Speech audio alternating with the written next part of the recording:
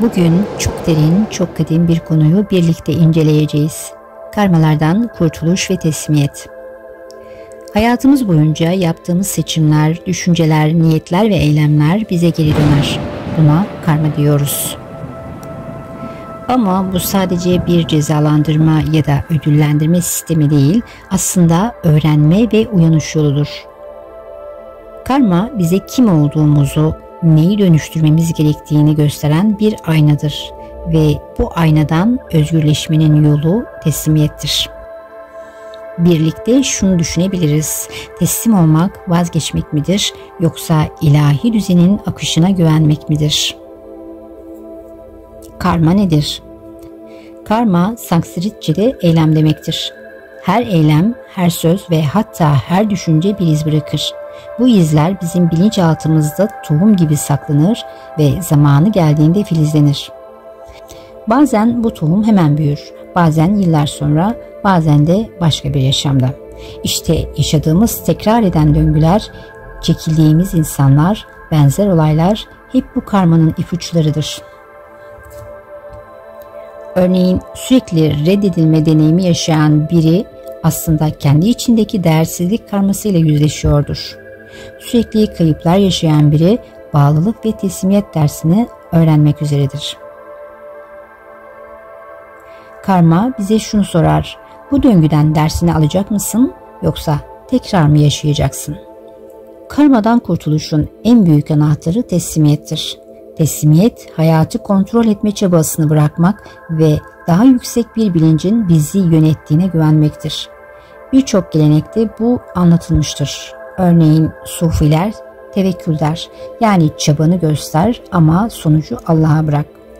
Budistler karma çarkından kurtuluşu nirvana ile, yani arzuların ve bağların ötesine geçmek ile açıklar. Hindular Bhagavad Gita'da yogayı öğretir. Eylem yap ama eylemin meyvesine bağlanma. Şamanlar ise doğayla bir olarak yaşamayı, ruhların rehberlerine güvenmeyi öğütler. Teslimiyet pasiflik değildir. Tam tersine aktif bir kabullenmedir. Ben elimden geleni yaptım, şimdi evrenin akışına güveniyorum demektir. İşte o anda karmanın zinciri çözülmeye başlar. Çünkü direnç biter, akış başlar. Şimdi küçük içsel bir çalışmayla devam edelim. Gözlerinizi kapatın, derin bir nefes alın.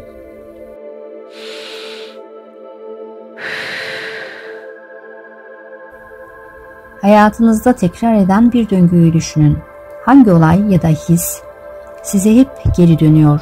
Olayı yargılamadan sadece gözlemleyin ve içinizden şu sözleri fısıldayın: bu döngüyü görüyorum, dersini alıyorum, bırakıyorum, teslim oluyorum.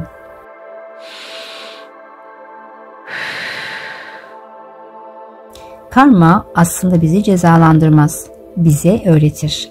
Her deneyim ruhumuzun büyümesi için bir fırsattır ve her döngü teslimiyetle birlikte çözülür.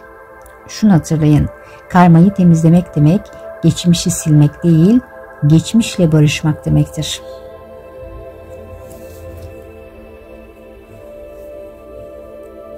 Teslimiyet günlük hayatta nasıl olur?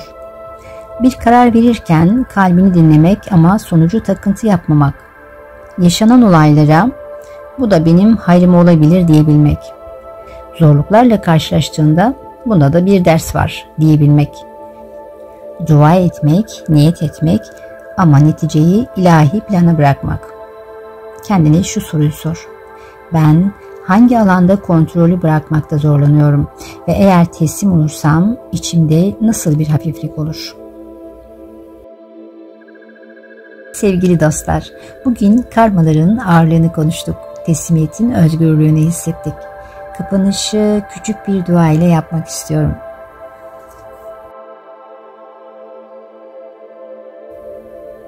İlahi olan güç, geçmiş karmalarımı, derslerimi ve yüklerimi sana teslim ediyorum.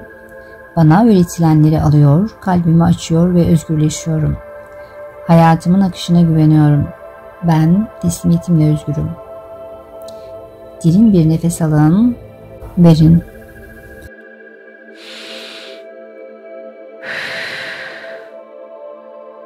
Ve şunu bilin, siz artık karmalarınızın kölesi değilsiniz. Siz teslimiyetin ışığıyla özgürleşmiş bir ruhsunuz.